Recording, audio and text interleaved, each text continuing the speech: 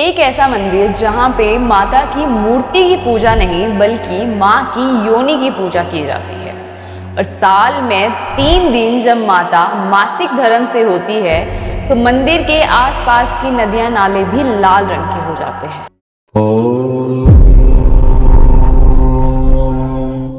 ओम नमः शिवाय। जी हाँ, मैं बात कर रही हूँ कामाख्या देवी मंदिर की। कामाख्या शक्तिपीठ माता के 51 शक्तिपीठों में से सबसे शक्तिशाली और प्रमुख शक्तिपीठ है। यहाँ देवी सती का योनि भाग गिरा था। कालिका पुराण के अनुसार जहाँ जहाँ देवी सती के अंग गिरे थे वहाँ वहाँ स्वयं महादेव लिंग रूप में स्थापित हो गए। इसलिए इस मंदिर की शक्ति कामाख्या है और उनके भैरव उमानंद शिव भगवान हैं। कामाख्या देवी मंदिर असम राज्य के गुवाहाटी शहर में नीलांचल पहाड़ी पर स्थित है। गुवाहाटी शहर को पुरानिक काल में कामरूप के नाम से भी जाना जाता था। इसके पीछे एक कथा प्रचलित है।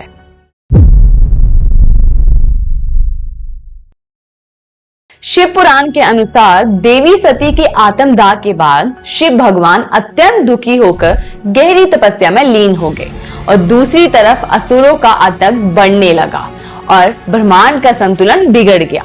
इस समस्या का समाधान तभी हो सकता था जब शिव भगवान और पार्वती माँ का विवाह होता और उनके विवाह के पश्चात उनके पुत्र कार्तिकेय जी असुरों का नाश कर। देवताओं ने इस समस्या का हल करने के लिए कामदेव को शिव भगवान की तपस्या भंग करने के लिए कहा।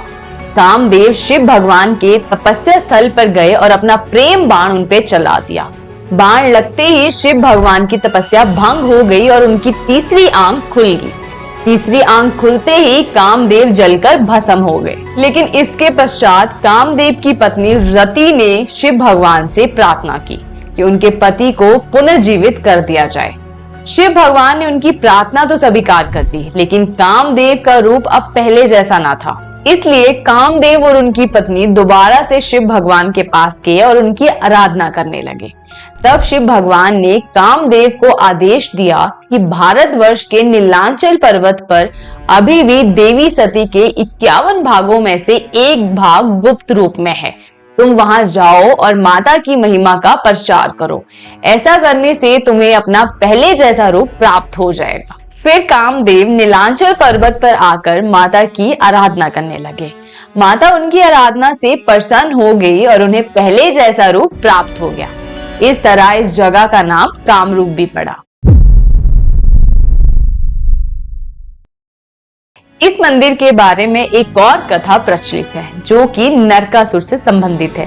नरकासुर एक समय पे कामाख्या पर राज करता था और देवी के प्रमुख भक्तों में से एक था। लेकिन समय के साथ शक्ति को पाने के लालच में उसने देवी से ही विवाह का प्रस्ताव रख दिया। देवी ने बहुत चतुराई दिखाते हुए नरकासुर से कहा कि अगर तुम एक रात में नीलांचल पर्वत पर चारों ओर नीचे से ऊपर तक सीढ़ियां बना दोगे तो मैं तुमसे विवाह कर लूंगी। और याद रहे, तुम्हें ये कार्य सुबह मुर्गे के बांग देने से पहले पहले समाप्त करना होगा। घमंड में चूर नरकासुर ने देवी के प्रस्ताव को स्वीकार किया और कार्य को शुरू करवा दिया। सुबह होने वाली थी और कार्य भी पूर्ण होते दिख रहा था। तब देवी ने मुर्गे को समय से पहले ही बांग देने के लिए प्रेरित कर दिया। मुर्गे की बांग देते ही नरकासुर को लगा कि वो चुनौती हार चुका है और वो वहां से चला गया। लेकिन कुछ ही समय बाद जब नरकासुर को ये एहसास हुआ कि उसके साथ धोखा हुआ है, तब उसको बहुत क्रोध आया। क्रोध में उसने एक प्रण लिया कि आज के बाद वह कामाख्या देवी की भक्ति किसी को नहीं करने देगा। फिर एक बार महर्षि वशिष्ठ वहां पधारे और जैसे ही मंदिर परिसर में जाने लगे, नरकासुर ने उन्हें रोक लिया और कहा कि मैं आपको कामाख्या देवी की भक्ति नहीं करने दूंगा।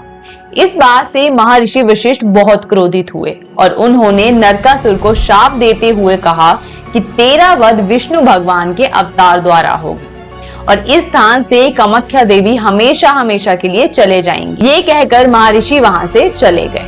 इसके पश्चात जब नरकासुर मंदिर में गया तो उसने देखा कि माता की योनि वहां से अदृश्य हो चुकी है और बाद में माता की माया से श्री कृष्ण भगवान ने नरकासुर का वध किया। नरकासुर के वध करने के पश्चात महर्षि वशिष्ठ को दोबारा से मंदिर में बुलाया ताकि वह ही इस शाप का समाधान करें। फिर महर्षि वशिष्ठ ने कहा कि अब से इस क्षेत्र में केवल तंत्र साधना से ही कामाख्या देवी की सिद्धि होगी। इसलिए ये शक्तिपीठ सभी मांत्रिक, तांत्रिक और अघोरियों के लिए सबसे महत्वपूर्ण स्थान है। अंबुबाची उत्सव हर साल जून महीने के अंत में 4 दिनों के लिए मनाया जाता है। इस उत्सव के दौरान माता की योनि को एक सफेद कपड़े से ढक दिया जाता है और मंदिर के द्वार 3 दिन के लिए बंद कर दिए जाते हैं। जब चौथे दिन मंदिर खुलता है तो सफेद कपड़ा माता के रजस्वला होने के कारण लाल रंग का हो जाता है, जिसे भक्तों में प्रसाद के रूप में बांटा जाता है। तो ये कथा थी सबसे शक्तिशाली शक्तिपीठ कामाख्या देवी की। आपको वीडियो कैसी लगी है मुझे जरूर बताएं और ऐसी और वीडियो देखने के लिए सब्सक्राइब करें शिवोहम को। ओम नमः पार्वती पते, हर हर महादेव।